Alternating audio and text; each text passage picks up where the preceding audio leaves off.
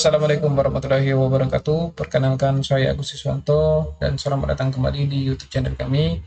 Kali ini kita akan kembali mereview RKAM kiriman dari madrasah. Kali ini kita mendapat kiriman dari Madrasah Sanawiyah Inayatullah di Kabupaten Banyuasin.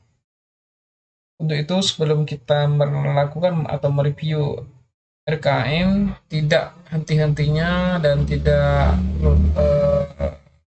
lelah-lelahnya saya mengingatkan kepada Bapak Ibu yang sedang menyusun RKAM atau sudah menyusun RKAM agar dapat meninjau kembali RKAM yang Bapak Ibu buat atau Bapak Ibu kerjakan itu harus dan minimal pertama itu memenuhi minimal 4 pedoman ya. 4 pedoman itu yang pertama ialah RKAM yang baik dan yang bagus itu disusun berdasarkan Juknisbos tahun berjalan. Saat ini kita berada di tahun 2022, maka Juknisbosnya ialah Juknisbos tahun 2022. Kemudian fungsinya ialah Juknis ini sebagai batasan Bapak Ibu, kegiatan-kegiatan yang Bapak Ibu dapat belanjakan di yang boleh dibelanjakan di BOS 2022 ini ya, seperti honor rutin, kemudian honor rutin tenaga pendidikan, kemudian honor kegiatan, narasumber, bahkan sampai dengan bagian kegiatan-kegiatan yang rutin, non-rutin, itu semuanya diatur dan juga ada larangan-larangan yang tidak boleh Bapak Ibu belanjakan di Juknisbos. Itu sebagai Bapak Ibu dasar pertama Bapak Ibu. Yang kedua yaitu adalah hasil dari EDM atau evaluasi diri madrasah. Dikarenakan kita tahun 2022 maka hasil EDM-nya ialah hasil EDM atau hasil evaluasi diri madrasah tahun 2021. Fungsinya ialah dari hasil EDM itu kita kelihatan bahwa madrasah Bapak Ibu membutuhkan apa, kegiatan apa untuk meningkatkan dan menambah nilai evaluasi diri madrasah Bapak Ibu. Jadi hasil EDM itu harus menjadi pedoman dasar. Yang selanjutnya ialah standar biaya masukan. Mungkin terdengar aneh bagi sebagian operator ataupun bendahara bahkan kepala madrasah. Standar biaya masukan ini kita dari Kementerian Keuangan itu sudah diatur per tahun, bahkan lebih bagus lagi jika di daerah Bapak Ibu itu membuat standar biaya masukan per kabupaten Bapak Ibu ya. Jadi fungsinya kembali lagi kepada fungsinya standar biaya masukan ini sebagai Bapak Ibu dasar menyusun anggaran seperti perjalanan dinas, kemudian biaya makan, konsumsi, ataupun honor-honor kegiatan, batas atasnya berapa, itu. Contoh, di Sumatera Selatan, kalau untuk uang sakunya, itu harus kalau dia pergian keluar kota, boleh mendapatkan 300.000, ataupun 150 kalau di dalam kota lebih dari 8 jam, atau lagi dia melakukan diklat itu ada 110.000 ya. Ini untuk perjalanan dinas dalam negeri ya. Untuk perjalanan dinas untuk per kabupaten ini bisa Bapak Ibu lihat di standar biaya masukan itu sebesar 203.000 per orang per kali. Ini ya, di sini adalah salah satu contoh Bapak Ibu jika Bapak Ibu melakukan penyusunan atau Bapak Ibu mau melakukan penganggaran itu ya. Ini fungsinya dari standar biaya masukan. Kemudian yang selanjutnya yaitu SPJ. Seperti kita ketahui, SPJ ini adalah laporan Bapak Ibu, laporan pertanggungjawaban Bapak Ibu selama 1 tahun anggaran ataupun 1 tahap anggaran BOS. Fungsinya SPJ ini difungsikan untuk kalau sebagai pedoman ini ialah sebagai Bapak Ibu referensi Bapak Ibu melihat kegiatan yang rutin yang biasanya memakan dana BOS ya. Jadi di tahun 2022 Bapak Ibu tidak usah lagi bersusah-susah apa saja sih mau melakukan kegiatan apa. Lihat laporan kegiatan, laporan dana BOS tahun sebelumnya. Dan tidak lepas laporan kegiatan seperti kegiatan ujian-ujian, kegiatan pengadaan barang, itu biasanya kita buatkan laporan kegiatan. Fungsinya apa? Di tahun sesudahnya kita bisa menjadikan sebagai dasar kita menyusun anggaran. Nah, baiklah, itu saja yang kembali saya ingatkan kepada Bapak Ibu pengantar sebelum kita mereview RKM. Semoga berdasarkan 4 hal ini RKM Bapak Ibu menjadi lebih baik lagi, lebih bagus lagi. Lah, mari kita sama-sama kita lihat dulu RKM dari Madrasah Inayatullah di Kabupaten Banyuasin. Ini berada di Desa Gasing di Kabupaten Banyuasin. Oke. Pertama, Bapak Kepala Madrasah dan Bendahara sudah membuatkan pertama dia langsung melakukan kegiatan pengembangan RPP. Saya koreksi dulu bahwa kegiatan awal itu Bapak Ibu mengadakan namanya itu kegiatan 1.11 itu penyusunan pembagian tugas guru dan jadwal pelajaran. Biasanya kan kita mengadakan rapat tuh. Nah, Bapak belum mengadakan kegiatan tersebut, silakan ditambahkan. Kemudian kalau untuk pengembangan RPP, ini kan sekali lagi tidak boleh pengadaan seperti ini.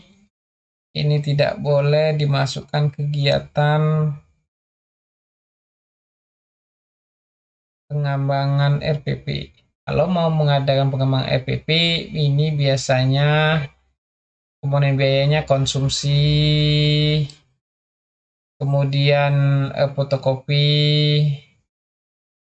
kemudian juga biasanya ini pengembangan RPP ini ada transport untuk materi. Ini bisa dimasukkan, dianggarkan di sini ya. Itu kalau mau masukkan alat-alat seperti ini merupakan boleh dimasukkan tapi di ATK. Nanti ada kegiatan yang di bawah. Kemudian ada lagi kegiatan peningkatan guru kualitas. Nah, ini yang namanya ini dengan ini sama saja sih, Pak. Sebenarnya kegiatannya. Tapi ini lagi masih ada yang kurang nih. Sudah hanya nasi, fotokopinya di mana, transportnya di mana, ini masih kurang. Kemudian ada lagi namanya pemeliharaan alat sanad elektronik. Di sini Bapak mau masukkan netbook A231. Satu buah 4.800.000.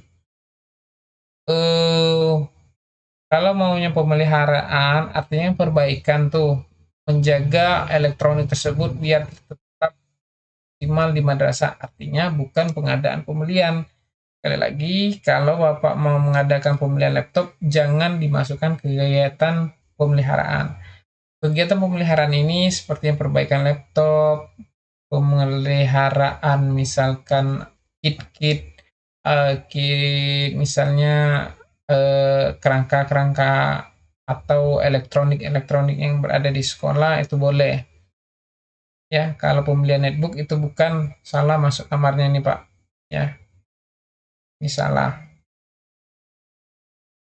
Kemudian untuk pembayaran honor, ini Bapak sudah benar. Ini komponennya ialah honor rutin PNS, satuannya Yuda OB 6 bulan. Oke, boleh benar.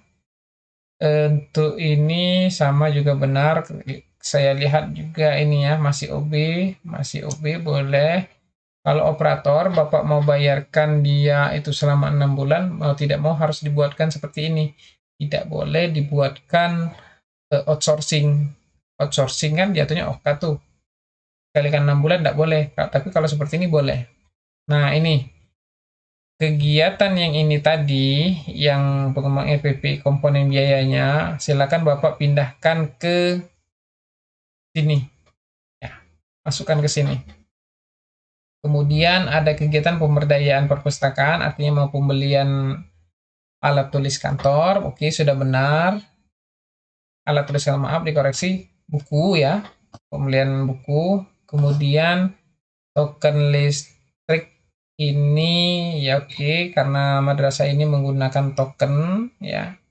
Kemudian internet prabayarnya ini boleh, tapi kalau buat seperti ini sih sedikit multitafsir ya. Tapi kalau saran saya langsung saja tembak sama seperti yang di atas tadi, 6 paket. Oke. Selanjutnya lagi ada kegiatan pelaksanaan ulangan akhir semester.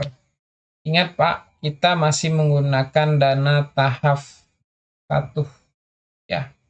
Di tahap 1 di semester genap tepatnya itu tidak ada kegiatan ulangan akhir semester. Adanya ulangan kenaikan kelas. Jadi kegiatan Bapak silakan dirubah dulu, diedit lagi. Ini kenaikan kelas ya.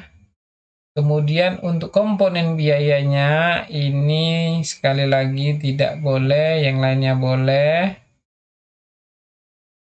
Oke, boleh. Yang ini tidak boleh, bukan tidak boleh, boleh, tapi dimasukkan di ATK. Kemudian untuk PPDB boleh. Ya, cetak brosur, honor kegiatan ya masih boleh.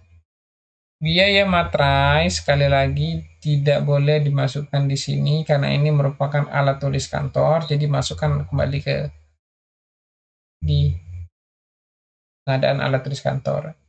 Sama kertas HPS juga tidak boleh, ini tidak boleh, ini tidak boleh, ini tidak boleh.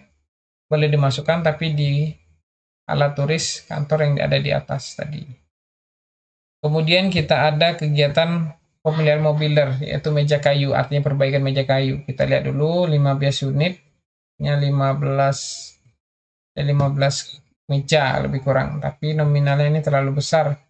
Kalau seperti ini artinya Bapak mau melakukan pembelian meja.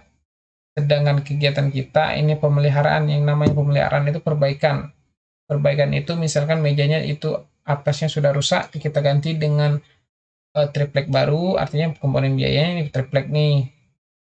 Atau ada jasa lagi ya, dan upah tukang berapa. Kalau seperti ini namanya pengadaan alat baru. Silakan dibuatkan kegiatan pengadaan mobiler. Kemudian pemeliharaan elektronik. Sekali lagi, kalau jatuhnya pemeliharaan ini artinya jatuhnya jasa. Jadi ini tidak boleh. Kalau mau pemeliharaan, silakan diisikan misalkan jasa perbaikan printer. Itu ya. Kalau mau beli printer, ini buat kegiatan lain. Kegiatannya biasanya eh, coba dicek lagi. Kemudian untuk refill tinta ini adanya di alat tulis kantor, ini boleh masukkan saja ke situ. Honor, oh kita sudah masuk ke tahap kedua. Honor ini sudah benar, oke ya. Kita tadi masuk tahap kedua. Tahap kedua ini diawali sekali lagi ada rapat pembagian tugas. Silakan Bapak masukkan lagi ya. Apalagi kegiatan itu masih benar, belum ada yang salah ya, sama ya. Yang tadi salah, kesalahannya juga sama. Ini benar, oke. Itulah hasil review kita. Silakan terakhir saya memberi saran kepada MTS Inayatullah untuk menambahkan kegiatan-kegiatan yang seperti penyusunan, pembagian tugas, misalnya penyusunan program. Ya, ini biasanya kita itu kemudian ada yang namanya kegiatan MGIP belum Bapak kerjakan, tadi belum Bapak anggarkan. Kalau mau beli laptop tadi boleh sini, nah. Ini nggak boleh ya, ini boleh nih. Pembelian atau perawatan alat multimedia pembelajaran boleh di sini. Kemudian perbaikan kelas, tempat ibadah, ini belum Bapak anggarkan ya. Oke. Penambahan mobiler yang tadi silakan digantikan. Ini tidak yang boleh ini ya, akhir semester kenaikan kelas ujian sekolah. Ini penyusunan kisi-kisi, tiap guru itu mesti melakukan penyusunan kisi-kisi. Jadi silakan Bapak Ibu anggarkan. Penyusunan soal silakan Bapak Ibu boleh anggarkan. Sekali lagi ini yang boleh dibayarkan. Ya. Dan terakhir ada pelaksanaan ANBK. Itu tepatnya berada di bulan tahap kedua. Ya. Itu saja review dari saya. Lebih kurang saya mohon maaf. Terima kasih kepada para Bapak Ibu yang masih bersedia mendengarkan YouTube channel kami. Bagi yang belum, silakan subscribe channel kami dan like. Jika Bapak Ibu setuju dengan pendapat saya, support Bapak Ibu, saya butuhkan untuk saya dedikasikan semua video yang saya buat ini untuk kemajuan madrasah di Indonesia, terkhusus di Kabupaten Banyuasin. Wassalamualaikum warahmatullahi wabarakatuh.